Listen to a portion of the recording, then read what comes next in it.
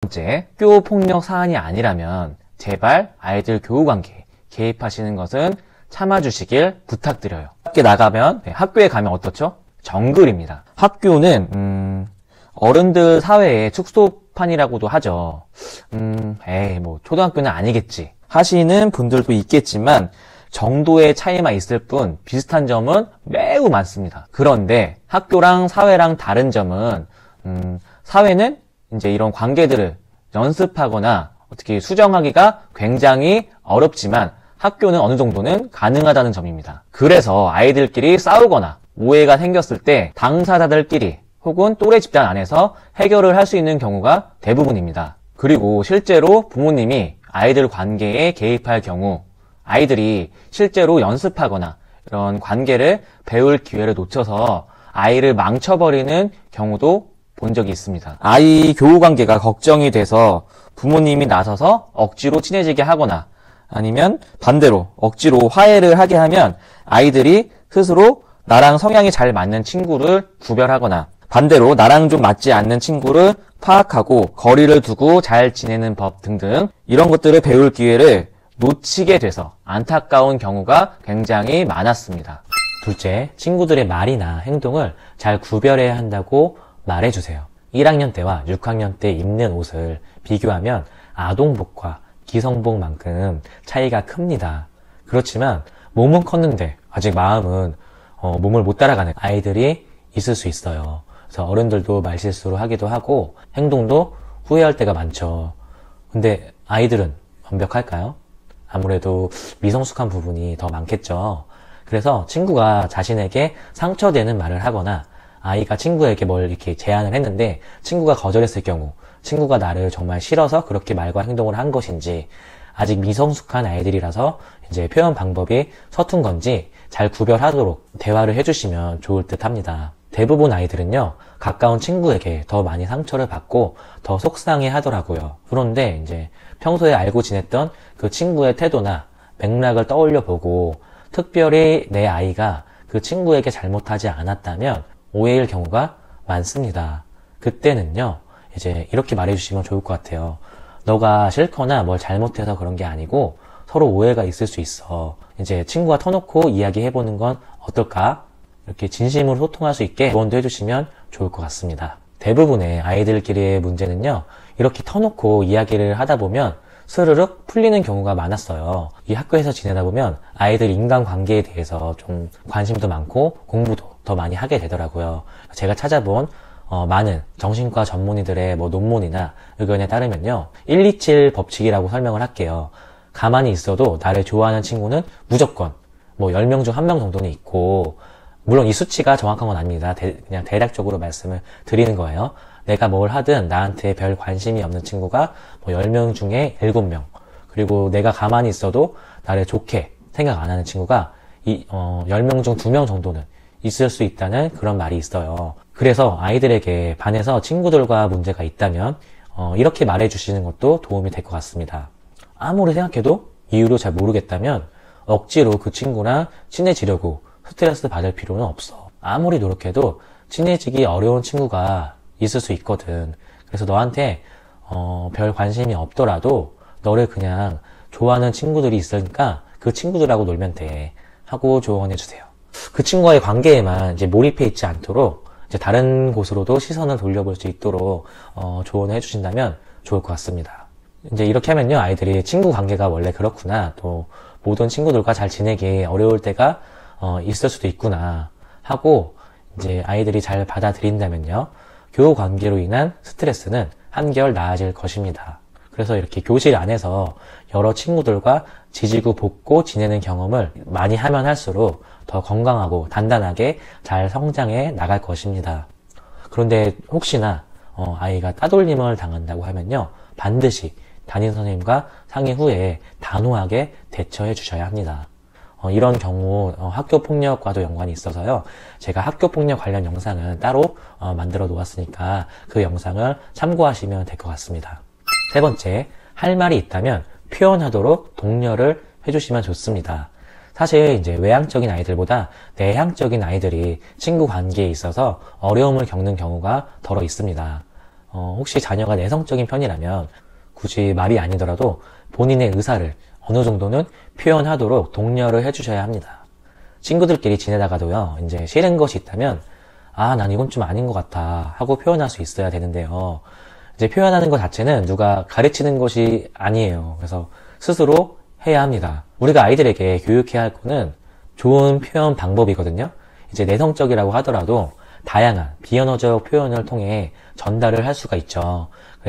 그래야 친구도 이제, 쟤는 이런 말을 싫어하는구나 하고 알 수가 있어요. 대부분, 이 친구가 이렇게 행동을 했는데 사실 싫어하는지 모르고 그런 행동을 하는 경우도 많이 있거든요.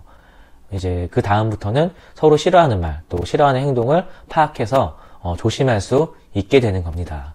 특히 아이들은 아직 옳고 그른 것에 대한 판단이 미성숙한 경우가 많아요. 그래서 한쪽이 상처 주는 말이나 행동을 하는데 다른 한쪽이 다 참고 받아주면 더 심하게 막 놀리고 장난치고 막 상처 주는 그런 말을 하는 경우가 있더라고요. 그래서 이제 상처를 받았거나 내 생각과 다를 때는 좋게 이제 건강하게 잘 표현하도록 알려주시고 가정에서도 독려해 주시면 좋을 것 같습니다. 아이들끼리 다투고 왔을 때 부모님께서 어떻게 하시면 좋을지 담임교사 입장에서 한번 이야기를 드려볼게요. 첫 번째, 우선 객관적인 사실을 확인하셔야 합니다. 흔히 내 아이가 집에 와서 누가 때렸다고 하거나 몸에 상처가 나서 왔어요. 그러면 부모님 입장에서는 정말 속상하고 화가 나죠. 그래서 자칫하면 감정적으로 행동할 수도 있는데요. 당장 내 아이를 때린 아이 또는 내 아이에게 상처 준 아이를 찾아가서 막 혼쭐을 내주고 싶죠. 그 아이의 부모님께 전화를 하는 부모님들도 덜어 있었습니다. 이런 경우 10 중 9은 아이 싸움이 부모님들의 싸움으로 번지는 경우가 많았습니다. 이렇게 되면요, 상처를 받거나 피해를 받은 아이가 오히려 가해자처럼 억울하게 되는 경우도 봤습니다. 그래서 이런 경우에는요, 물론 부모님 입장에서는 속상하시겠지만 더욱더 흥분을 가라앉히고 이성적으로 접근을 하셔야 합니다. 요새 제가 드라마를 좀 보게 되었는데 드라마 모범택시나 아니면 하이클래스, 예전에 유명했던 스카이캐슬 등등 이런 종류의 학교나 학부모, 아이들 대상으로 한 드라마에서 보면 물론 그게 주요 장면은 아니었어요. 그런데 피해를 받거나 상처받은 아이들을 위해 부모님들이 정말 이성적이고 냉철하게 대처를 하셔서 나중에는 정말 사이다 같은 복수를 하는 그런 장면들이 있었습니다.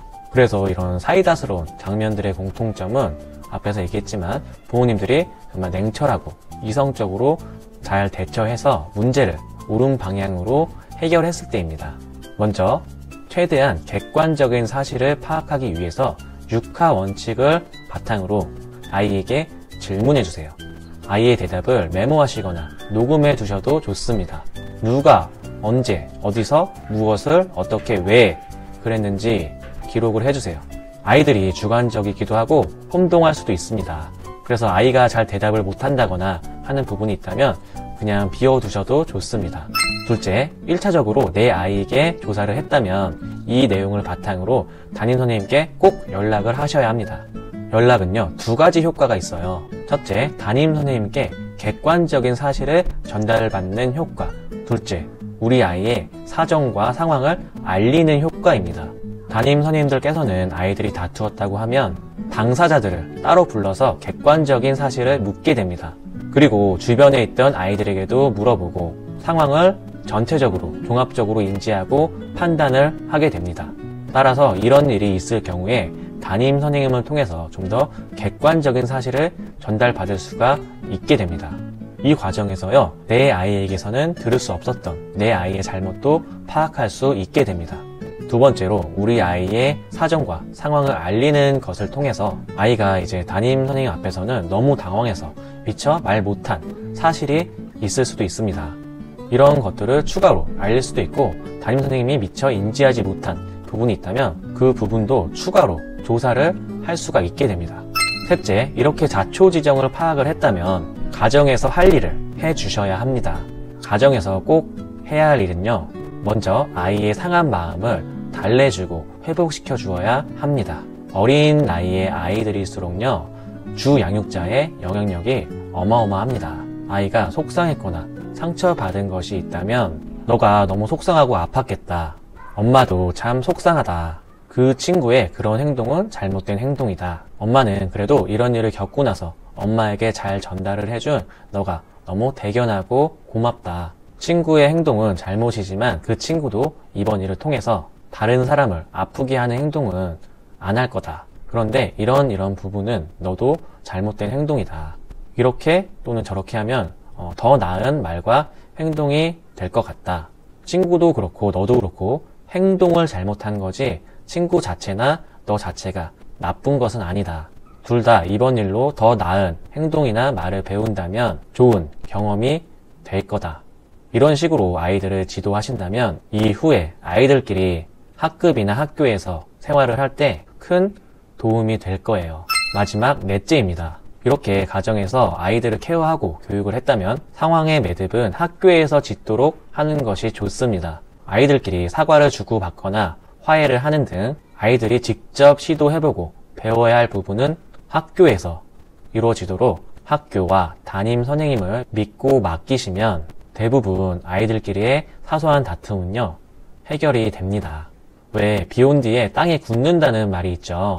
아이들도 이제 갈등 상황에서 이러한 문제들을 해결하는 능력이 더 성장해서 좋은 교우 관계를 잘 맺는 아이들로 성장할 수 있을 겁니다.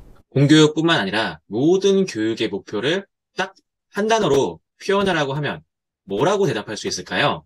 모든 것들을 아우를 수 있는 단어는 바로 사회성입니다. 실제로 교실에서도 보면 30명의 아이가 있으면 친구들에게 주는 호감도가 다 다른데요. 이 아이들 중에 호감도가 높은 아이들이 있으면 호감도가 낮은 아이들도 분명히 있습니다. 모든 부모님들은 자신의 아이가 교실에서 친구들에게 호감도가 높았으면 좋겠다고 생각하실 겁니다. 그렇죠? 실제로 호감도가 높은 아이들은 친구 관계에서 다양한 선택권을 가지게 되는데요. 반대로 사회성이 좀 떨어지거나 인기가 없는 아이들은 선택의 폭이 좁아지게 되겠죠. 물론 인기나 선호도가 친구 관계나 사회성의 전부는 아닙니다. 특히 일시적인 인기를 위해 친구들에게 선물 공세를 하거나 아니면 허세를 부리는 등 안 되겠죠. 남자 아이들에게는 특히 몸으로 놀아주는 것이 효과적인데요. 가끔 저도 아들이랑 레슬링을 하거나 결투를 하는 놀이를 하거든요.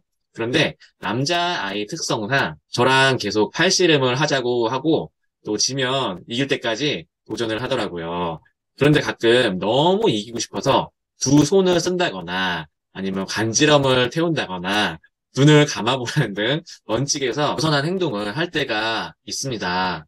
그럴 때 이제 이렇게 이기는 건 그때만 좋고 질 때보다 더 안 좋을 수 있어.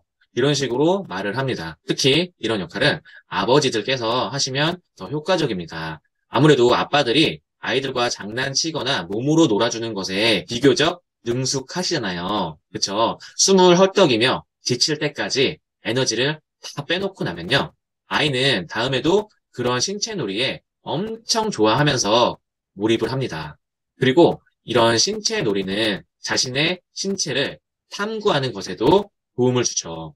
때론 너무 심하다 싶을 정도의 과격한 신체 놀이는 자기 신체의 한계라든지 자기가 참을 수 있는 선과 또 참을 수 없는 한계를 발견하게 해주거든요. 다시 아들과의 레슬링 이야기로 돌아가 볼게요. 서로 이제 침대에서 뒤엉켜서 팔을 잡고 다리를 꼬면서 항복하라고 합니다. 처음에는 절대 싫다고 하죠. 그러다가 이제 가만히 불편한 상황이 10초, 20초 지속될수록 아이는 참다가 알았어, 항복하고 포기할 때가 있습니다. 가끔은 너무 포기를 안 해서 그래, 아빠가 졌다 하고 져주기도 합니다. 어쨌든 이런 식으로 아이와 놀이를 하면 아이는 자신이 견딜 수 있고 받아들일 수 있는 한계를 배울 수 있습니다.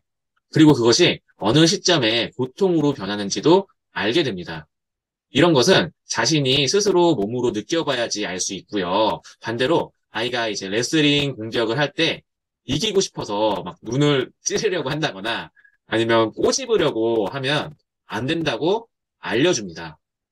같이 놀 때는 너무 투정 부리거나 또 이기려고 상대를 다치게 하는 것은 안 된다는 것도 알려줄 수 있고요. 이렇게 부모와 놀이를 할 때 아이들은 놀이의 원칙과 규칙을 깨우치게 되죠. 이렇게 놀이를 통해서 규칙과 허용의 범위, 하면 안 되는 행동을 아이가 잘 배웠다면요. 걱정하지 마세요. 학교에서 너무 인기가 많아서 모든 아이들이 함께 놀고 싶다고 할 겁니다.